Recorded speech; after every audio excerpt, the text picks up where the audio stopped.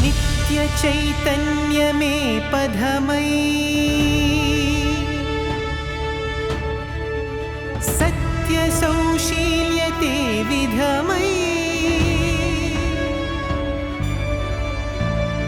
नव्यता भव्यता दिव्य समग्रता सव्यमार्ग निर्देश समर्थता विमलं सरलं सनातनत्वं विदितं सुहितं साई प्रियत्वं भवतरणानिकि शुभतरुणम् भवतरणानिकि शुभतरुणम् इति सत्य साई प्रेमावरणम् इति सत्य साई प्रेमावरणम्।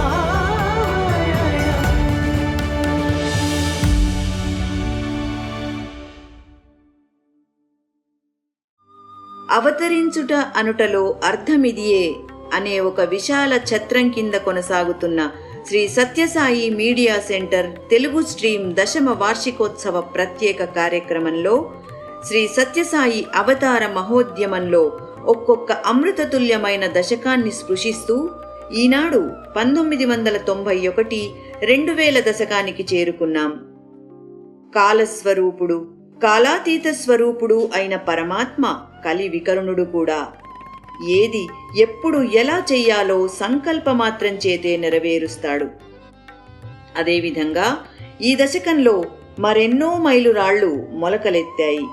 శ్రీ సత్యసాయి సూపర్ స్పెషాలిటీ ఆసుపత్రి భగవాన్ దివ్య దర్శన స్పర్శన సంభాషణలకు మణిమయ వేదికగా దశాబ్దాల పాటు నిలుస్తున్న సాయి కుల్వంత్ సభామండప ప్రారంభం, శ్రీ సత్యసాయి జలపథకం మొదటి దశ ఆరంభ సన్నాహం, శ్రీ సత్యసాయి మేర్పురి సంగీత కళాశాల ఆరంభం, చైతన్య జ్యోతి మ్యూజియం ఆరంభం, ఇలా అటు ఆర్తులకు ఆసుపత్రి, నీరు మొదలైన అవసరాలు తీరుస్తూ, అర్ధార్థులకు ధార్మికమైన ఇచ్ఛా ప్రదానం చేస్తూ, పాదాలనాశ్రయించిన జిజ్ఞాసువులకు ఉపదేశం అందిస్తూ, జ్ఞానులకు అద్వైతానుభవాన్ని కలిగిస్తున్న భగవాన్ శ్రీ సత్యసాయి బాబా వారి అవతార విలక్షణత్వ ప్రాశస్త్యం గురించి ఎంత చెప్పుకున్నా అలుపురాదు, ఎంత మరచినా ఆ తలపు పోదు.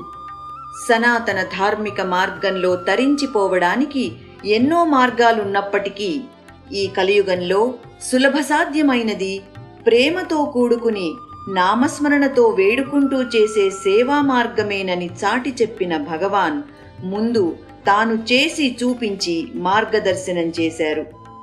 భగవాన్ చేపట్టిన బృహత్ సేవా కార్యక్రమాల్లో అత్యంత ముఖ్యమైన ఆరోగ్యం, నీటి సరఫరాలకు సంబంధించిన సోషియో కేర్ అంశాలతో ఏక విషయ గోష్ఠి ఆర్తజనులను పాలించునట్టివాడు. ఇప్పుడు విందాం. ఓం శ్రీ సాయిరామ్. ఏ మూర్తి 3 మూర్తులుగా వెలసియున్నాడో, ఏ మూర్తి శివశక్తి చైతన్యమూర్తిగా అవతరించాడో, ఏ మూర్తి పుట్టపర్తి షట్చక్రవర్తిగా కీర్తింపబడుతున్నాడో, ఏ మూర్తి సకల జీవకోటి ఆర్తిని అనుక్షణం హరించుచున్నాడో, అటువంటి మూర్తి మన అందరి నిత్య సత్య స్ఫూర్తి. ఆ కరుణామూర్తి దివ్య పాదార విందములకు ప్రణమిల్లుతూ రేడియో సాయి తెలుగు ఛానల్ 10వ వార్షికోత్సవం సందర్భంగా అందించుచున్న అవతరించుట అనుటలో అర్థమిదియే అన్న ప్రత్యేక శీర్షికలో 6వ భాగానికి ప్రేక్షకులందరికీ స్వాగతం. నా పేరు చంద్రశేఖర్. స్వామి కాలేజీలో చదివి ప్రస్తుతం వైట్ఫీల్డ్ ఆసుపత్రిలో సేవలందిస్తున్నాను. ఈరోజు ఈ కార్యక్రమంలో నాతో పాటు నా సహచరులైన సాయి కిరణ్, సుబ్బారావు పాల్గొంటున్నారు. వారిని ఆహ్వానిద్దాం. సాయిరాం సాయి కిరణ్. సాయిరామ్. సాయిరాం సుబ్బారావు. సాయిరామ్. సాయిరాం. ఇటీవల నా స్నేహితుడు ఒకడు బెంగళూరు నుంచి పుట్టపర్తి వెళ్తున్నాను, మొదటిసారి వెళ్తున్నాను కాబట్టి దారి తప్పకుండా ఉండడానికి ఏదైనా గుర్తు చెప్పమన్నాడు. నేను మొదట్లో పుట్టపర్తి వెళ్తున్నప్పుడు ఇదే ప్రాబ్లం నాకు ఉండేది. రహదారి పైన బాగేపల్లి టోల్ గేట్ దాటిన తర్వాత ఎక్కడ టర్న్ తీసుకోవాలో తెలియక అనుమానం ఉండేది. అప్పుడు ఎవరో నాకు ఒక బండ గుర్తు చెప్పారు. ఈ టోల్ గేట్ దాటిన వెంటనే ఎడంవైపు పెద్ద స్వామి చిత్రపటంతో ఒక పెద్ద బిల్ బోర్డ్ కనబడుతుంది. దానిపైన be good, do good, see good, this is the way to God అని ఒక యారో ఉంటుంది. అది దాటిన వెంటనే వచ్చే రైట్ టర్న్ తీసుకుంటే ఖచ్చితంగా పుట్టపర్తి చేరుతాం. అంటే జీవితంలో కూడా రైట్ టర్న్ తీసుకుంటే దేవుడి దగ్గరికి ఖచ్చితంగా చేరుతామని ఒక సంకేతం అన్నమాట. అవును, సత్యసాయి తాలూకా ప్రవేశిస్తాం అనగా సర్వధర్మ చిహ్నంతో ఒక ముఖద్వారం ఒకటి వస్తుంది. ఆ తరువాత ప్రశాంతి నిలయం దరిదాపుల్లో కుడివైపున స్వామి పెద్ద ఆసుపత్రి మంచి భవనం కనిపిస్తుంది. ఇవన్నీ మైలురాళ్ళు లాంటివి. ఇంకొంచెం ముందుకు వెళ్ళి వెడంవైపు ఆకాశం కేసి చూస్తే గగన వీధుల్లో విహరిస్తున్నట్టుగా ఒక పెద్ద హనుమంతుడు కనిపిస్తాడు. ఆ హిల్ వ్యూ స్టేడియం కొండపైన ఆ కొండంత విగ్రహము, ఎడం కాలు కింద ఒక కొండ, ఎడం చేతిలో ఇంకొక కొండ. ఆ కొండంత విగ్రహం చూసేవారి గుండెల్లో కొండంత ధైర్యం నింపుతాడు. ఎక్కడ హనుమంతుడు ఉంటాడో అక్కడే రాముడు ఉంటాడు. అదే మనకి ప్రశాంతి నిలయం చేరామని సంకేతము. మహాభారత సంగ్రామంలో కురుక్షేత్రంలో జెండాపై కపిరాజ్ అని అర్జునుడి రథం పైన హనుమంతుడు కూర్చుని విజయాన్ని అందించాడు. అలాగే స్వామి ఈ మహాసేవాక్షేత్రమైన పుట్టపర్తి పుణ్యక్షేత్రంలో ఆ హనుమంతుడిని ఏకంగా కొండపైనే స్థాపించేశారు. హనుమంతుడి భంగిమ గగనంలో ఎగరడానికి సిద్ధంగా ఉన్నట్టు అనిపిస్తుంది. అదే టేక్ ఆఫ్ అంటారు కదా, టేక్ ఆఫ్కి సిద్ధంగా ఉన్నట్టు. ఇదేదో యాదృచ్ఛికంగా అనిపించినా దీంట్లో చాలా భావార్థం నిగూఢమై ఉంది. ఈ విగ్రహం 65 అడుగుల ఎత్తు విగ్రహం స్వామి 65వ జన్మదినోత్సవాన్ని పురస్కరించుకుని 1990 నవంబర్ 22వ తారీఖున స్వామి దీన్ని ఆవిష్కరించారు. అప్పటి వరకు స్వామి చేస్తున్న సేవా కార్యక్రమాలన్నీ ఈ హనుమంతుడిలాగా దినదినాభివృద్ధి చెంది మహాకాయంలాగా పెరుగుతున్నాయా అన్నట్టుగా, అన్న సంకేతం ఇస్తున్నట్టుగా ఆ రోజు స్వామి ఈ విగ్రహాన్ని ఆవిష్కరించిన వెంటనే అదే రోజు పుట్టపర్తి సూపర్ స్పెషాలిటీ హాస్పిటల్ ఏ స్థలంలో అయితే కట్టబోతున్నారో అక్కడికి వెళ్ళి స్వామి భూమి పూజ చేశారు. అంటే త్రేతాయుగంలో హనుమంతుడు సంజీవని పర్వతాన్ని తెచ్చి లక్ష్మణుని ప్రాణం కాపాడి రాముడి ఆర్తిని తీర్చాడో, కలియుగంలో అదే రాముడు సాయిరాముడై ఏకంగా ఒక పెద్ద సూపర్ స్పెషాలిటీ హాస్పిటల్ని తీసుకొచ్చి సకల మానవాళి ఆర్తిని తీర్చడానికి సంకల్పించుకున్నారు. ఇక్కడ ఇంకో చిన్న విషయం. రణభూమిలో లక్ష్మణు పరిస్థితి ఎంత విషమంగా ఉందంటే సూర్యోదయం లోపలే హనుమంతుడు సంజీవని తీసుకొస్తేనే లక్ష్మణుడు బ్రతుకుతాడు. సమయానికి హనుమంతుడికి అది ఒక పరుగు పందెం. ఈ అత్యవసర పరిస్థితిలో హనుమంతుడు ఎంతో వేగంగా, ఎంతో నేర్పుతో ప్రతిస్పందించి కార్యాన్ని సాధించాడు. అదేవిధంగా మన స్వామి ఆసుపత్రి కూడా ప్రారంభోత్సవం అయింది. స్వామి తన విశిష్ట శైలిలో ప్రారంభోత్సవం ప్రకటన చేసినప్పుడే ప్రారంభోత్సవం ఎప్పుడు అవుతుందో కూడా చెప్పేస్తారు. ఈ ఆసుపత్రి ప్రకటించినప్పుడు 1 సంవత్సరంలోనే ప్రారంభోత్సవం కూడా చేసిస్తామని చెప్పేశారు. అంతేకాదు ఆ రోజే పెద్ద ఆపరేషన్లు కూడా చేస్తామని కూడా చెప్పేశారు. సంస్కృతంలో ఒక మాట ఉంది, వజ్రాదపి కఠోరాణి మృదూని కుసుమాదపి లోకోత్తరాణం చేతాంసి కోహి విజ్ఞాతుమర్హసి. అంటే లోక కళ్యాణం కోసం అహర్నిశలు తపించే వారి మనసులు అర్థం చేసుకోవడం ఎవరి తరం కాదు. వారి మనసులు ఎలా ఉంటాయంటే ఇంద్రుడి వజ్రాయుధంలాగా చాలా దృఢంగాను గట్టిగాను, అదే సమయంలో కుసుమం కంటే కోమలంగాను ఉంటాయి.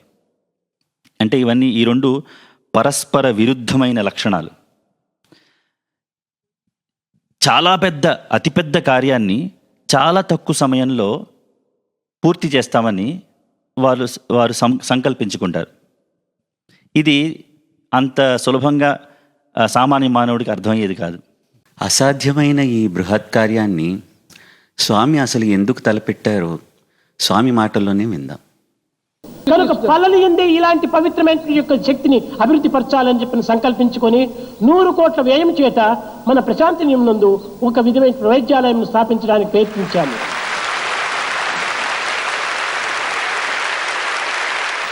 ఈ గుండె జబ్బు వస్తే కొన్ని లక్షలు వ్యయం చేసి అమెరికాలకు వెళుతున్నారు. వీళ్ళ గతి ఏమిటి? అమెరికా వారిని చూచేటువంటి వారెవరు? పట్టణానికి వెళితే కలర్ నీళ్ళైనా వాళ్ళ ముఖాన్ని కొట్టరు. అలాంటి దురవస్థలను గుర్తించి మనము ఇక్కడ ఒక పెద్ద వైద్యాలయాన్ని నిర్మించాము. బైపాస్ సర్జరీ కానీ, లేక కిడ్నీ మార్చడం కానీ, లంగ్స్ ఆపరేషన్ చేయటం కానీ, బ్రెయిన్ ఆపరేషన్ చేయటం కానీ అన్నీ ఉచితంగానే.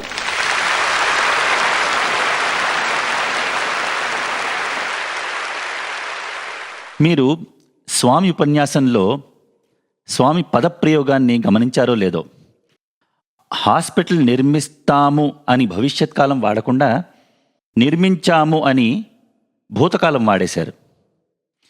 ఇది ఎలా ఉందంటే, శ్రీకృష్ణుడు మహాభారత సంగ్రామంలో యుద్ధం ప్రారంభం అవ్వక ముందే భగవద్గీతలో అర్జునుడికి విశ్వరూపం చూపించి ఈ భీష్మ, ద్రోణ, కర్ణులు ఇత్యాది కురువీలులందరినీ ఇప్పటికే నేను సంహరించాను, నిమిత్త మాత్రమయ్యి యుద్ధంలో నీ కర్తవ్యాన్ని చెయ్యి అన్నట్టుగా. స్వామి ఇంకా ప్రాజెక్టు ఇంకా మొదలు పెట్టనే లేదు, పూర్తయిపోయినట్టు మాట్లాడుతున్నారు. ఇది స్వామి ఏమంటారంటే, గన్ను నుంచి సౌండు, దాని నుంచి వచ్చే బుల్లెట్ ఒక్కసారి వచ్చినట్టు. అంటే భగవంతుడు కాలాతీతుడు కాబట్టి, అటువంటి కాలాతీతుడైన భగవంతుడికి భవిష్యత్తు కూడా జరిగిపోయినట్టేనేమో. స్వామి చెప్పిన ఇంకో మాట, ఈ కలికాలంలో ఆరోగ్య వ్యవస్థ రోగగ్రస్తమైనది, పరిస్థితి చాలా క్లిష్టమైనది. స్వామి దీనికి ఒక షాక్ ట్రీట్మెంట్ ఇవ్వాల్సి వచ్చినది. మానవ హృదయాలు లబ్ డబ్ అని కొట్టుకుంటాయి, కానీ వైద్యుల హృదయాలలో లబ్బు డబ్బు, లాభము డబ్బు. ఇదే మన ఆరోగ్య వ్యవస్థకు పట్టిన నిజమైన జబ్బు.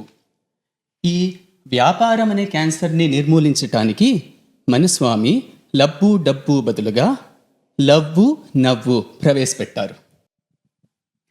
స్వామి చెప్పినట్టు ఈ వైద్య రంగంలో ధనాశక్తి పెరగడం వలన మెడిసిన్గా మారినట్టు స్వామి చెప్పారు. ఎవరో చమత్కారంగా చెప్పారు, వైద్యరాజ నమస్తుభ్యం యమరాజ సహోదర యమస్తు హరతి ప్రాణాన్ వైద్య ప్రాణాన్ ధనాని చాని. యముడు ప్రాణాన్ని ఒక్కటే తీస్తాడు, వైద్యుడు ప్రాణంతో సహా ధనాన్ని కూడా తీసుకెళ్ళిపోతాడని చమత్కారంగా చెప్పారు. కానీ విచిత్రం ఏంటంటే, డబ్బుతో అసలు పనే లేకుండా వైద్య సేవలు అందించడానికి చాలా డబ్బులు అవసరం అవుతాయి. ఇంత పెద్ద ప్రాజెక్టుకి అంత డబ్బు ఎక్కడి నుంచి వస్తుందని అందరూ ఆందోళన చెందడం మొదలెట్టారు, స్వామి తప్ప. గజేంద్రుణ్ణి కాపాడటం కోసం నారాయణుడు తన పరివారాన్ని, తన ఆయుధాల్ని, చివరికి లక్ష్మీదేవిని కూడా మరిచిపోయి పరిగెట్టుకుంటూ వెళ్తే వెనకాలే లక్ష్మీదేవి పరిగెట్టుకుంటూ వచ్చింది. అలాగే స్వామి సంకల్పించిన వెంటనే ఈ ప్రాజెక్టుకి కావలసిన వనరులన్నీ పరిగెట్టుకుంటూ వచ్చి వాటంతట అవే వచ్చి పడ్డాయి. ఈ ఘట్టాన్ని, గజేంద్ర మోక్షం ఘట్టాన్ని తెలుగు భాగవతంలో పోతన్ గారు చాలా అందంగా వర్ణిస్తారు. ఈ పద్యం సిరికింజెప్పడు అని మొదలయ్యే ఈ పద్యంలో అసలు ఎందుకు అంత తొందర పడవలసి వచ్చింది అన్న ప్రశ్నకి చివరిగా ఆ పద్యం చివరిలో గజప్రాణావనోత్సాహియై అని బదులిస్తారనమాట. అంటే తన భక్తుడైన గజపతిని రక్షించడం కోసం అంత ఉత్సాహం, అంత ఆతృతను శ్రీమన్నారాయణుడు కనబరిచారు. కానీ మన స్వామి ఏంటంటే అసలు ఎవరు అడగకుండానే, ఎవరు పిలవకుండానే జగప్రాణావనోత్సాహి అయి, అంటే ఈ జగంలో, అంటే మొత్తం మానవాళి ఆర్తిని తీర్చడానికి స్వామి సంకల్పించుకున్నారు. సాయి జగజ్జనని తన పిల్లలను కాపాడుకోవడం కోసం అంత ఆరాటపడింది, అంత ఆతృత వ్యక్తపరిచింది. స్వామి నవంబర్ 1990లో ప్రకటించారు, కానీ 5 నెలలు ప్లాన్స్ గీయడానికే సరిపోయాయి. అసలు నిర్మాణ పనులు మే 1991లో మొదలయ్యి శరవేగాన్ని అందుకున్నాయి. మనము ఫిక్షన్ చిత్రాలు, యాక్షన్ చిత్రాలు గురించి వినే ఉంటాం. ఈ ప్రాజెక్టు సై-ఫై చిత్రములా అనిపించినా నిజానికి ఇది సై-ఫై యాక్షన్. 5 years పట్టవలసిన ఈ 5 స్టార్ హాస్పిటల్ నిర్మాణము 5 monthsలోనే రూపుదిద్దుకుంది. ఫిక్షన్లా అనిపించిన ఇది యాక్షన్ విచిత్రము. నీవు చెప్పిన అంకెల ప్రకారం ఈ ప్రాజెక్టు బ్రహ్మాండంగా గోచరిస్తోంది. Men are more valuable than all the wealth of the world అని స్వామి చెప్పినట్లుగా ప్రతి మహా ప్రాజెక్టుకి మానవ వనరులు చాలా అవసరం. మరి ఈ ప్రాజెక్టుకి స్వామి ఎవరిని తన పనిముట్లుగా ఉపయోగించుకున్నారు? రామకార్యానికి హనుమంతుడే ఉత్తమ పనిముట్టు. శాంతుడు, గుణవంతుడు, బలవంతుడు హనుమంతుడు. ఈ సాయిరాముడు ఈ ప్రాజెక్టులో ఎందరో హనుమంతుల్ని ఎంచుకున్నారు. ఉదాహరణకు లండన్ నుండి వాస్తుశిల్పి Shri Keith Crichlow, Larsen and Toubro company నుండి engineer Ramakrishna garu, all India institute నుండి ప్రముఖ హార్ట్ సర్జన్ డాక్టర్ వేణుగోపాలు, నిర్వాహకుడు డాక్టర్ సఫాయా, ఫాదర్ ఆఫ్ యూరాలజీగా పేరుగాంచిన డాక్టర్ హెచ్ఎస్ భట్టు. ఇటువంటి ఎందరో నిపుణులకు ఈ ఆసుపత్రి నిర్మాణంలోనూ నిర్వహణలోనూ సేవ చేసే భాగ్యం ప్రసాదించారు. ఇంకో విశేషం ఏంటంటే ఈ మహత్కార్యంలో ఏదో ఒక విధంగా పాల్గొని తమ సేవలు అందించాలని, ఏదో ఒక చిన్న పాత్రైనా పోషించాలని అందరూ ముందుకొచ్చారు. రాముడు వారధి నిర్మించినప్పుడు సముద్రుడు దారి ఇవ్వలేకపోయినా రాళ్లను తేలేటట్టు చేశాడు. అలాగే భారత ప్రభుత్వం ఈ పెద్ద పెద్ద ఆధునిక వైద్య పరికరాలు ఇంపోర్ట్ చేసుకున్నప్పుడు వాటి మీద కస్టమ్స్ పన్నుని మినహాయించి 24 గంటల లోపలనే పుట్టపర్తి చేరేటట్టు సహకరించింది. ఆంధ్రప్రదేశ్ ప్రభుత్వం కూడా సరుకుల మీద పన్ను మినహాయించింది. అదే కాకుండా విమాన సేవలు అందిస్తున్న ఎయిర్ ఇండియా ఈ పరికరాలను ఉచితంగా రవాణా చేయడానికి ముందుకొచ్చింది. ఇలాగా ఎన్నో పెద్ద పెద్ద సంస్థలు తమ వంతు యథాశక్తి ఈ సేవలో పాల్గొన్నాయి. సేవ చేయడంలో చిన్న పెద్ద అన్న పరిమాణం లేదు. సేవా స్ఫూర్తే ముఖ్యం. రామాయణంలో వానరులు తెచ్చిన పర్వతాల కన్నా ఉడత తెచ్చిన ఇసుక కణాలు అల్పముగా అనిపిస్తాయి. కానీ శ్రీరాముని దృష్టిలో పవిత్ర భావంతో చేసిన ఉడత సేవే ఉన్నతమైనది. రామకార్యంలోనే కాకుండా సాయిరాముడు చేపట్టిన ఈ మహాయజ్ఞంలో కూడా ఎంతోమంది ఉడత సేవలు చేసుకున్నారు. ఒకరోజు దర్శనంలో ఒక విద్యార్థి రాసిన ఉత్తరాన్ని స్వామి చదివి అందరికీ వినిపించారు. వాడు ఏమి రాశాడంటే, స్వామి, మీరు ఒక పెద్ద ఆసుపత్రి నిర్మిస్తున్నారు. నేను కూడా మీ బృహత్ కార్యంలో పాల్గొనాలని కోరుకుంటున్నాను. కానీ నాకు సామర్థ్యం లేదు. గత 3 నెలల నుంచి నేను చాకల్కి బట్టలు వేయకుండా నేను స్వయంగా ఉతుక్కుంటున్నాను. ఆ పొదుపు చేసిన 100 రూపాయలు మీకు సమర్పిస్తున్నాను. ఇంత మాత్రమే నేను ఇవ్వగలుగుతున్నానని చాలా సిగ్గుపడుతున్నాను. కానీ ఈ 100 రూపాయలతో మీ ఆసుపత్రి పునాదికి ఒక చిన్న ఇటుకు కొన్నా నేను సంతోషిస్తాను. స్వామి ఎంతో గర్వంతో ఆ నోటుని అందరికీ చూపిస్తూ అన్నారు, అది తనకి 1,00,00,000 రూపాయలతో సమానము. స్వామి ఎప్పుడు కూడా భావప్రియుడు, బాహ్యప్రియుడు కాదు. మహాకవి శ్రీశ్రీ మరో ప్రపంచం అని ఒక కావ్యం రాశారు. దాంట్లో నేను సైతం ప్రపంచాగ్నికి సమిధనొక్కటి ఆహుతిచ్చాను అన్నట్టుగా ప్రతి చిన్నవారు యథాశక్తి ఈ కార్యంలో పాల్గొనాలని ముందుకొచ్చారు. ఈ సేవా స్ఫూర్తి గురించే స్వామి శ్రీ సత్యసాయి సేవా సంస్థలు ఏదైతే స్థాపించారో దాంట్లో సభ్యులకు ఒక 9 పాయింట్ల ప్రవర్తన నియమావళి, కోడ్ ఆఫ్ కండక్ట్ అంటారు కదా, 9 పాయింట్ కోడ్ ఆఫ్ కండక్ట్. దాంట్లో 9వ పాయింట్లో సేవ ఏ స్ఫూర్తితో చెయ్యాలని సూచించారు. ఇప్పుడు ఈ పిల్లవాడు ఏదైతే స్ఫూర్తి కనబరిచాడో అదే స్ఫూర్తితోటి సభ్యులందరూ వారి వారి కోరికలను అదుపులో పెట్టుకొని, సీలింగ్ ఆన్ డిజైర్స్ అంటారు కదా, అదుపు పెట్టుకుని తద్వారా ఆదా చేసిన డబ్బుతో చేసిన సేవే నిజమైన సేవ అని స్వామి దాంట్లో సూచించారు. ఆసుపత్రి ప్రారంభంలో డాక్టర్లు, నర్సులు, టెక్నీషియన్లే కాకుండా ఇతర సహాయక విభాగాల్లో కూడా ప్రొఫెషనల్స్ని నియమించాలని డైరెక్టర్ డాక్టర్ సఫాయా స్వామికి ప్రతిపాదించారు. దీనికి బదులుగా స్వామి ఏమన్నారంటే, ఎన్నో జన్మల నుండి మన సేవాదళం వారు ఈ సేవా అవకాశాన్ని కోసం ప్రార్థించారు.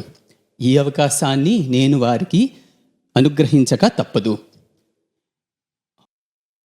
ఆసుపత్రి ప్రారంభంలో కాలేజీ విద్యార్థులు కూడా యథాశక్తి సేవలు అందించారు.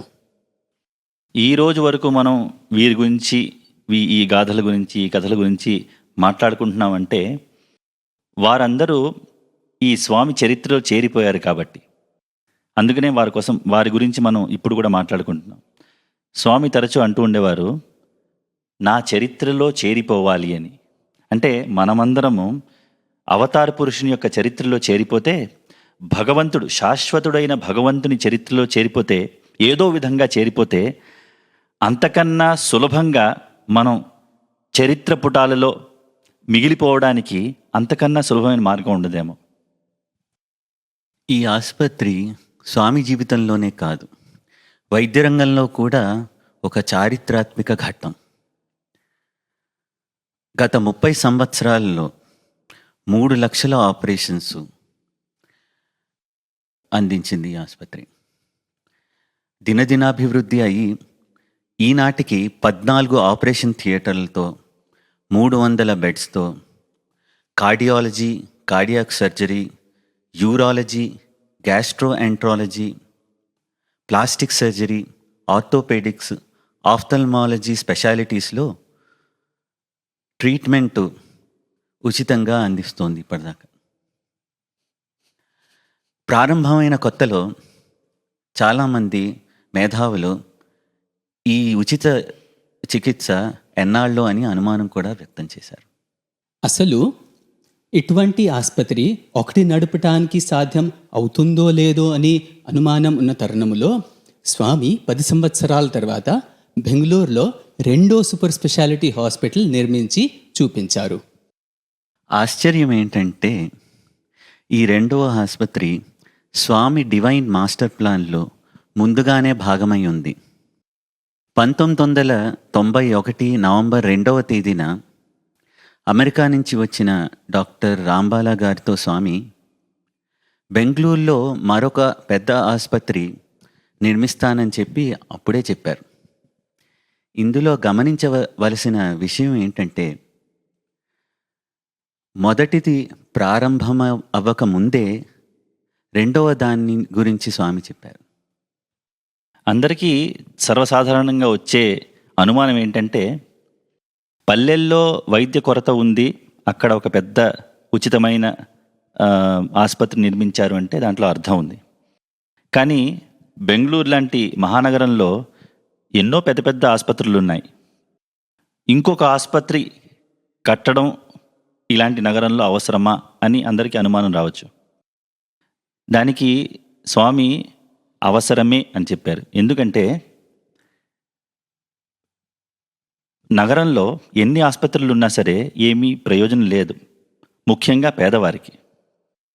పేదవారికి అందనంత ఎత్తుకెళ్ళిపోయింది వైద్యం పట్టణాల్లో.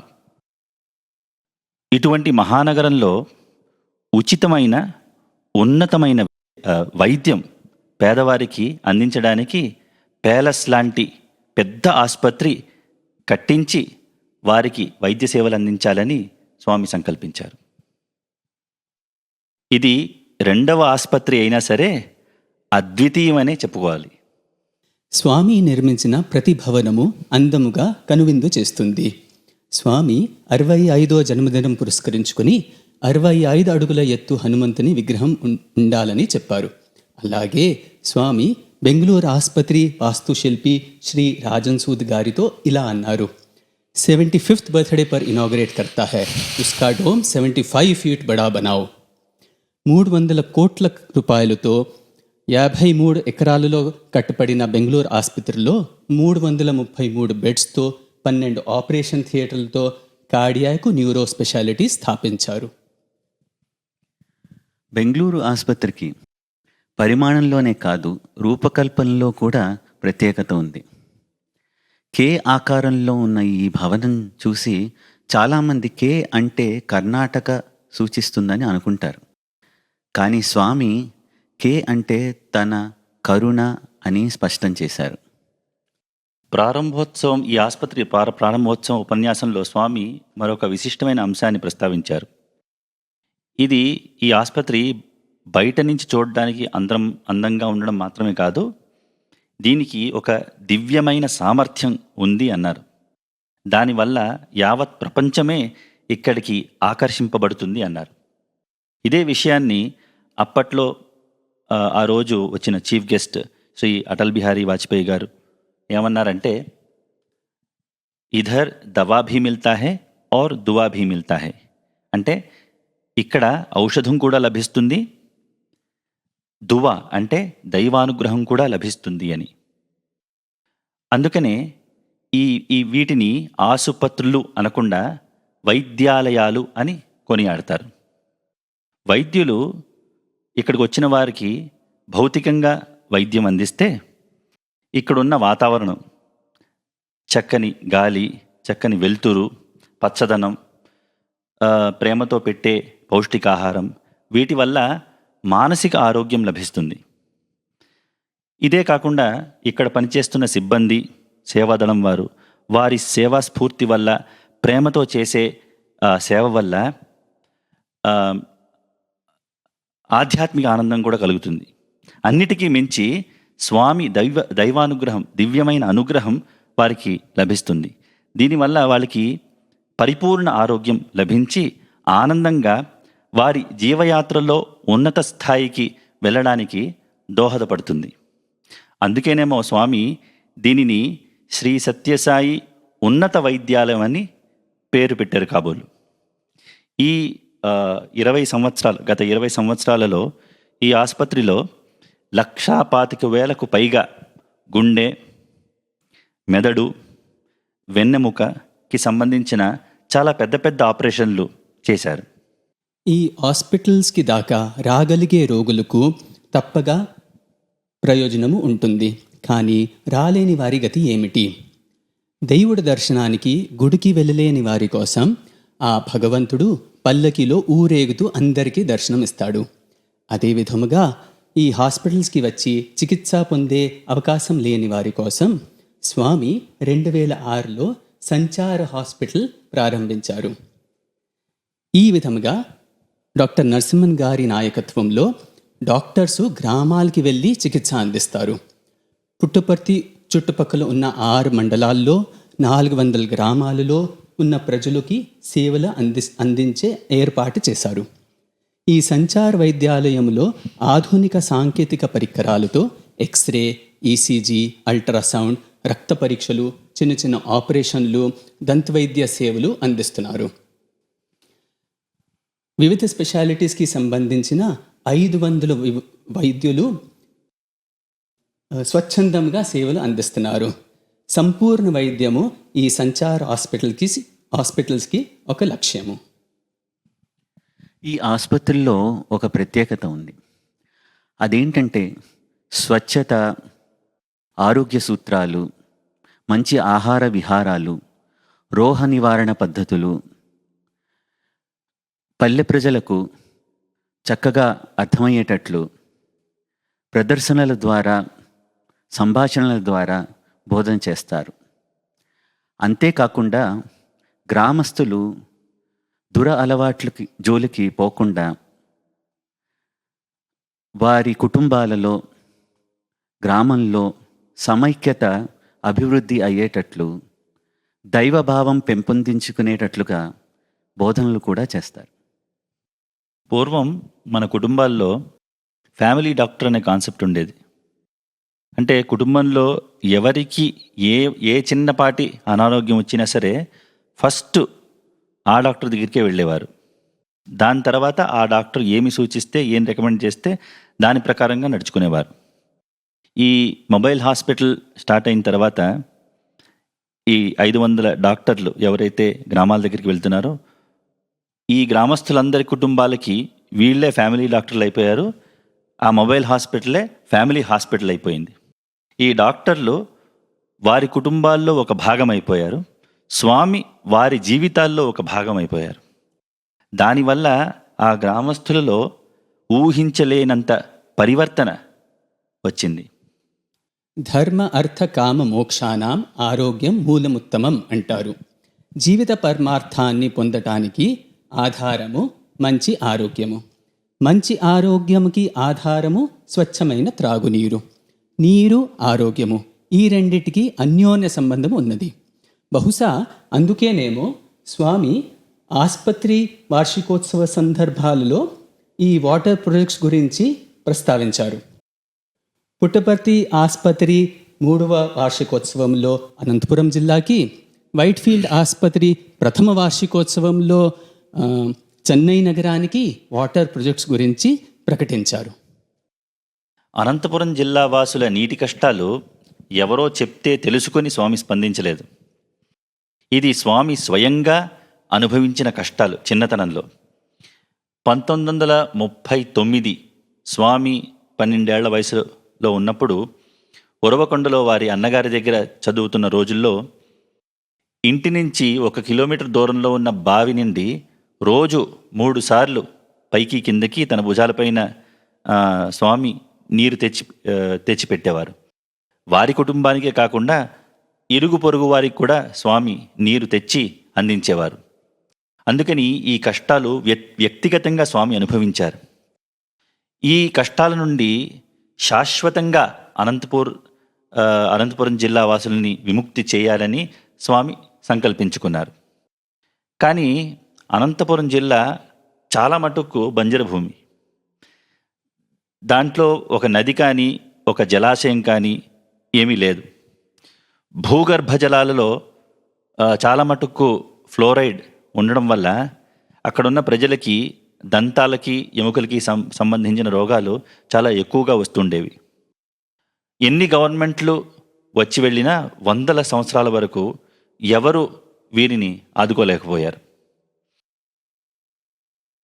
రాయలసీమ రాళ్లసీమగానే మిగిలిపోయింది. ఇప్పుడు రత్నాకర వంశంలో జన్మించిన సత్యనారాయణ రాజు ఈ రాయలసీమను రత్నాలసీమ చేస్తా అని కంకణం కట్టుకున్నారు.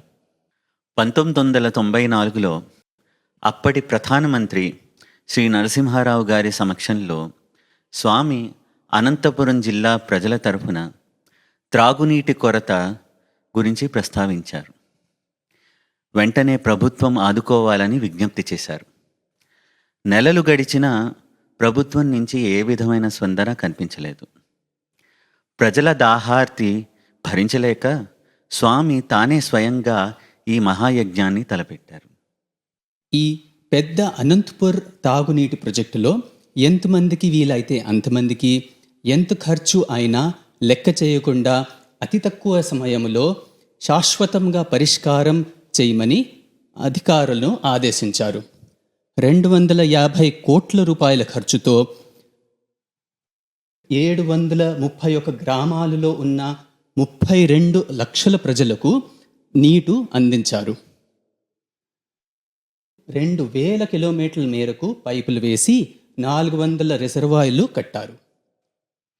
స్వామి ఎప్పుడైనా ఏదైనా సంకల్పించుకుంటే అన్న మాట నిలబెట్టుకోవడం కోసం ఎంతటి త్యాగానికైనా సిద్ధమవుతారు. దానికి ఈ వాటర్ ప్రాజెక్ట్ సందర్భంలో ఒక చిన్న ఉదాహరణ. ప్రాజెక్టు మొత్తం వ్యయం గవర్నమెంట్ అధికారుల అంచనా ప్రకారం 70 కోట్లని నిర్ధారించారు. ప్లాన్లన్నీ ఖరారైన తర్వాత ట్రస్ట్ అధికారుల ప్రకారం ఆ అంచనా 70 కోట్ల నుంచి 170 కోట్లయింది. పనులు ప్రారంభించిన తర్వాత అసలు వ్యయం 300 కోట్ల దాకా పెరిగిపోయింది. అంతకంతకీ వ్యయం పెరిగిపోతున్నా సరే స్వామి మాత్రం వెనుకంజ వెయ్యనే లేదు. ఒక సమయంలో అయితే ట్రస్ట్ ఖజానా పూర్తిగా ఖాళీ అయిపోతే స్వామి ఆశ్రమాన్నైనా తాకట్టు పెట్టి 100 కోట్లు ఒక బ్యాంకు నుంచి అప్పు చేసి పనులు ఆగకుండా పూర్తయ్యేటట్టు చూశారు.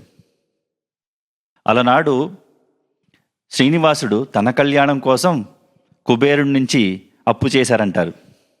ఇప్పటికీ ఆ అప్పు తీరుస్తూనే ఉన్నాడు. మన స్వామి సాయీశ్వరుడు లోక కళ్యాణం కోసం అప్పు చేశారు. రాముడి గురించి ఒక మాట ఉంది, రఘుకుల రీతి సదాచలి ఆయి ప్రాణ జాయ పర్ వచన న జాయి.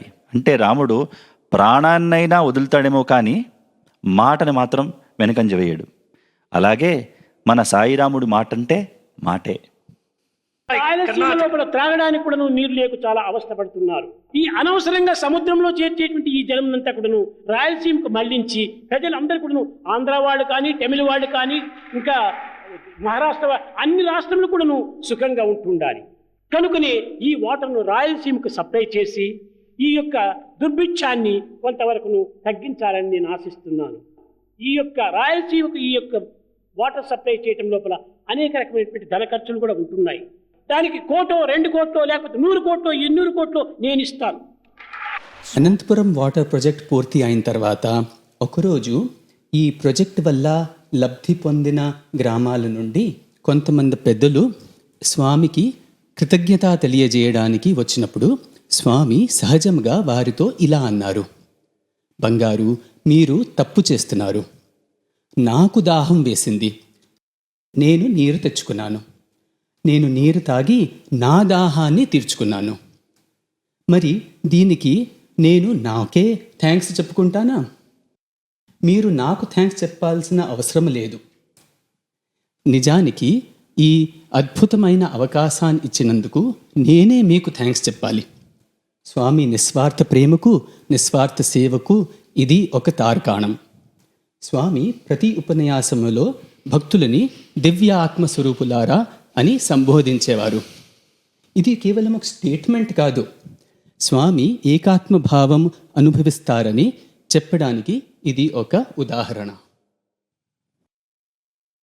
స్వామి ఈ ప్రాజెక్టును అనంతపురంతో ఆపివేయలేదు. ఎక్కడెక్కడ త్రాగునీటి కొరత తన దృష్టిలోకి వచ్చెనో అక్కడక్కడికి ఈ ప్రాజెక్టును విస్తరించేశారు. 1999లో జనవరిలో మహబూబ్ నగర్ జిల్లా నుంచి ఆదివాసీలు స్వామి దర్శనార్థం ప్రశాంతి నిలయం చేరారు.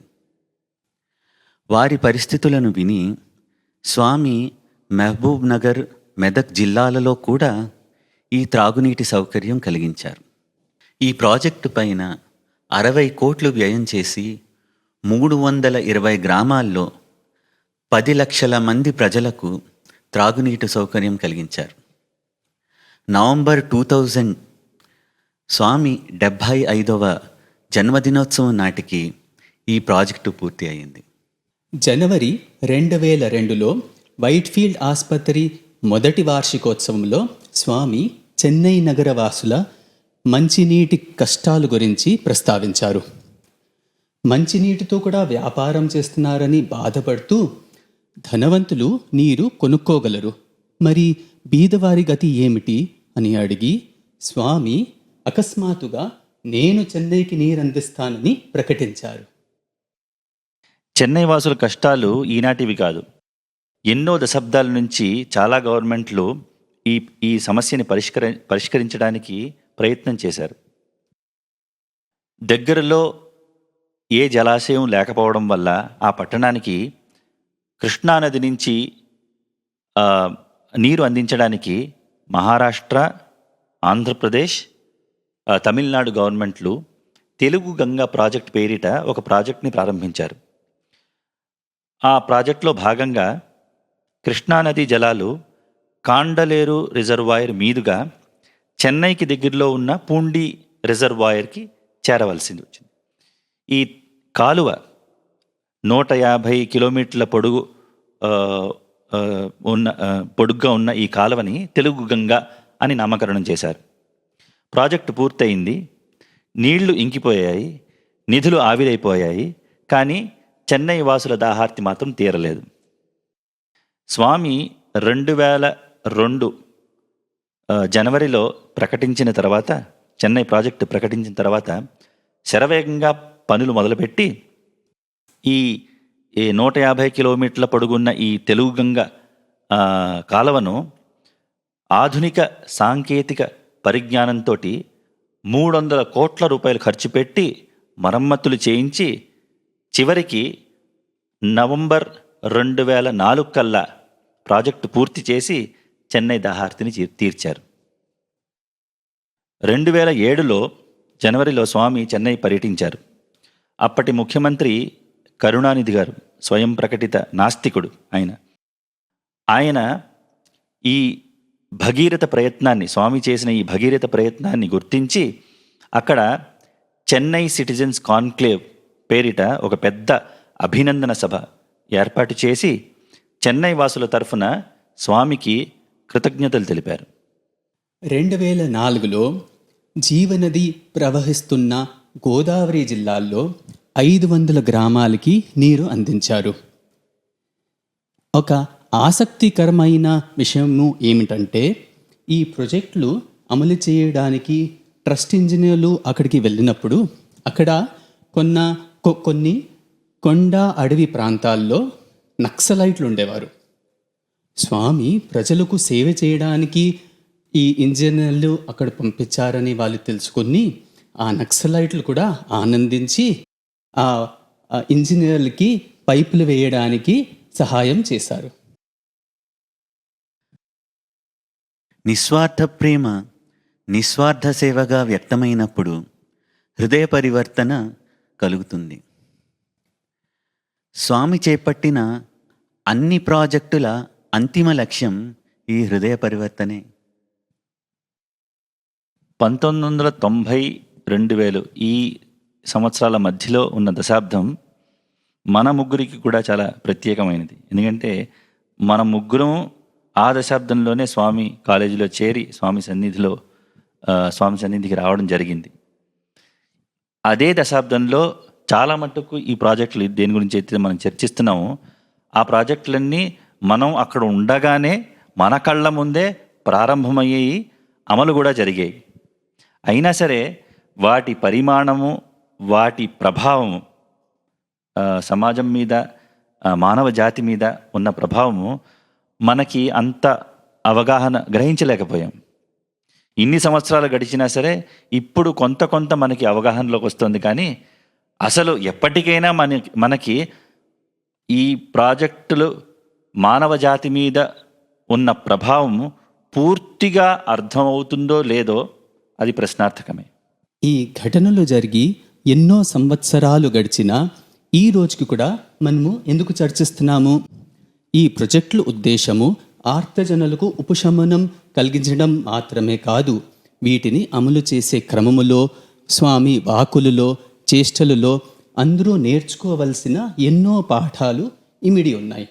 వీటిని గుర్తించి పాటించి మనము జీవితాన్ని సార్థకం చేసుకోవాలి. ప్రాపంచిక దృష్టితో చూస్తే ఈ ప్రాజెక్టుల ద్వారా స్వామి చర్యలలో ఎన్నో నాయకత్వ లక్షణాలు కనిపిస్తాయి. ఫస్ట్ వన్, సమగ్రత. స్వామి చిన్నతనంలో రాసిన మొట్టమొదటి నాటకం పేరు చెప్పినట్టు చేస్తారా. స్వామి తన జీవితంలో చెప్పిన ప్రతి విషయము చేశారు, చేసి చూపించారు. స్వామికి స్వయంగా చికిత్స అవసరమైనప్పుడు ఎన్నో మంది డాక్టర్లు విదేశాలలో చికిత్స చేయించుకోమని ప్రార్థించినా స్వామి ఒప్పుకోలేదు. తన ఆసుపత్రిలోనే చికిత్స చేయించుకున్నారు. రెండవది దూరదృష్టి. స్వామి తన దేహం చాలించిన తరువాత కూడా తన సంస్థల ద్వారా ఆర్తజనులను పాలించుచూ ఉన్నారు. మూడవది ఆదర్శంగా నిలబడడం. స్వామి తన జీవితంలో ప్రతి చర్యలోనూ మానవ జీవితానికి సంబంధించిన ప్రతి రంగంలోనూ ఆదర్శాన్ని చూపించారు. నా ఆదర్శమే నా ఆదేశం అన్నారు స్వామి. స్వామి భక్తులకే కాక స్వామి చూపించిన ఈ ఆదర్శం స్వామి భక్తులకే కాక ఎంతోమంది ఎన్నో సంస్థలకు ప్రేరణ కలిగించి ఈ సేవా పరంపరను కొనసాగించే స్ఫూర్తిని స్వామి వారికి అందించారు. నాలుగవది నిస్వార్థము. నమే పార్థాస్తి కర్తవ్యం అని కృష్ణుడు భగవద్గీతలో అన్నట్టుగా స్వామికి ఈ ముల్లోకాలలో కర్తవ్యం అంటూ ఏమీ లేదు.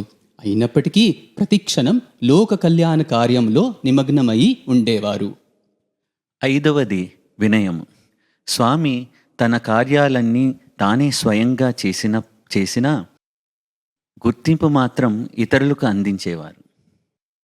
ఇలా చెప్పుకుంటూ వెళ్తే స్వామి చేసిన అన్ని ప్రాజెక్టుల్లోనూ ప్రతి చర్యలోనూ ఎన్నో విషయాలు దాగి ఉంటాయి. మానవజాతికి ఎన్నో పాఠాలు నేర్పిస్తారు. రామాయణ, భారత, భాగవత, వేదశాస్త్ర పురాణాలన్నీ థియరీ అయితే వాటి సారాన్ని మనం నిత్య జీవితంలో ఎలా అనుష్ఠించాలో స్వామి ఈ ప్రాజెక్టుల ద్వారా ప్రాక్టికల్గా చేసి చూపించారు. ఆధ్యాత్మిక దృష్టితో చూస్తే రుద్రంలో భగవంతుణ్ణి ప్రథమో దైవ్యోభిషక్ అంటారు. స్వామి భౌతిక రోగానికే కాకుండా భవరోగానికి కూడా వైద్యుడు. సహస్రనామాల్లో విష్ణువుకి భేషజం భిషక్ అని 2 పేర్లు. భగవంతుడు వైద్యుడు, భగవంతుడే మందు కూడా. మమ తేజోంశ సంభవం. భగవద్గీతలో కృష్ణుడు ఏది అందంగా ఉన్నా, ఏది వైభవంగా ఉన్నా, ఏది మహత్తరముగా ఉన్నా అది నా అంశం నుండే వచ్చింది అన్నాడు. అందుకనే ఈ లక్షణాలు ఉన్న ప్రాజెక్టులు స్వామి నిస్వార్థ ప్రేమను, నిస్వార్థ సేవా స్ఫూర్తిని లోకానికి చాటుతూనే ఉంటాయి. వీటి గురించి విన్నవారు, వీటిని చూసిన వారు, వీటిలో పాల్గొన్నవారు, వీటిని అనుభవించిన వారిలో అవి ఉద్భవిస్తాయి, పరివర్తన తీసుకొస్తాయి. బహుశా ప్రాజెక్టులు చేపట్టడంలో ఉద్దేశము ఇది ఏనేమో. గీతలో కృష్ణుడు ఇంకో మాట అంటాడు. 4 రకాల భక్తుల గురించి ప్రస్తావిస్తారు. ఆర్తి, అర్థార్థి, జిజ్ఞాసు, జ్ఞాని అని. స్వామి ఈ ప్రాజెక్టుల ద్వారా ఈ 4 రకాల భక్తులను ఉద్ధరించాడు. ఆర్తులను ఆదుకొని పాలించి ఉద్ధరించాడు. అర్థార్థులకు జీవనోపాధి కల్పించి దాంతోపాటు సేవ చేసే భాగ్యాన్ని ప్రసాదించి ఉద్ధరించారు. జిజ్ఞాసులకు నిస్వార్థమైన భగవత్ప్రేమ రుచి చూపించి వారిని దైవ మార్గం వైపు మళ్లించి ఉద్ధరించారు. జ్ఞానులకు ఒక ఆదర్శమైన జీవితం ఎలా గడపాలో చూపించి ఉద్ధరించాడు. ఆర్తజనులను మాత్రమే పాలించినట్టివాడు కాదు, అందరినీ పాలించినట్టివాడు మన అనాథనాథుడు శ్రీ సత్యసాయినాథుడు. ఈ ప్రాజెక్టుల ద్వారా స్వామి మానవాళి రోగార్తిని, దాహార్తిని తీర్చారు. ఇప్పుడు మనవంతు. స్వామి ప్రసాదించిన అపారమైన జ్ఞానగంగను తాగి మనము మన అందరి భవ రోగ ఆర్తిని తీర్చుకునే శ్రద్ధా భక్తులు అనుగ్రహించమని స్వామిని ప్రార్థిస్తూ సాయిరాం. సాయిరాం. బీదసాదలకైన పెనుబాధ తొలగించి లేమిని బాపుటే ప్రేమ నాకు అన్న భగవాన్ అద్వితీయ నిర్వచనం సర్వజన సంక్షేమదాయకం, సకల సౌభాగ్యకారకం. ఆరోగ్యాన్ని మించిన సౌభాగ్యం, ఆర్తుల దాహార్తిని తీర్చడాన్ని మించిన సౌజన్యం అలభ్యం. అదే భగవాన్ అవతార సౌలభ్యం. ఇంతటి అవతార సౌలభ్యం కనుకనే అవనీ సంచార సమయంలోనే అనితర సాధ్యము సురుచిర అనవద్యము అయిన భగవాన్ ప్రాభవం విశ్వవీధుల్లో తారాకాంతుల్ని తిరస్కరించింది. ఆ ప్రాభవ విభవం జగన్మంగళకారకత్వాన్ని, సమస్త సన్మంగళ సాధకత్వాన్ని ప్రతిఫలించింది. ఆ వైభవ విభూతులతో కూర్చిన ప్రత్యేక కార్యక్రమం ఈరోజు రాత్రి ప్రత్యేక 10వ వార్షికోత్సవ కార్యక్రమ ప్రసారంలో చూద్దాం. అంతవరకు వేచి ఉండండి. ఓం శ్రీ సాయిరామ్.